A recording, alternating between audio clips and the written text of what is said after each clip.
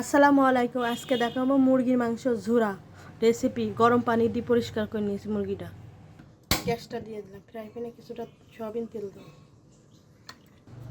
মুরগির মাংসটা ঝুরা করে নিয়েছি গরম পানি করে। কিছুটা পেঁয়াজ বাটা,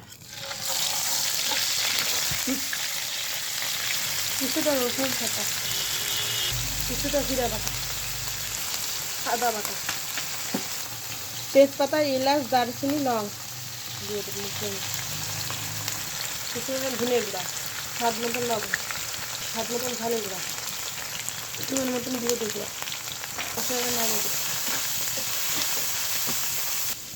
মশলাগুলো কষানো হয়ে গেছে, এখন ঝুরা মাংসগুলো দিয়ে দেবো।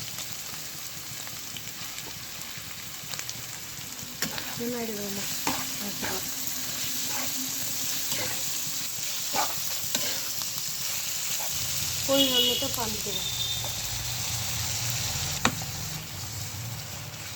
মাংসগুলো ঝোড়া হয়ে গেছে, এখন ঢেলে বাগার দেবো। ঝুরা মাংস হয়ে গেছে, এবারে ঢেলে নেব।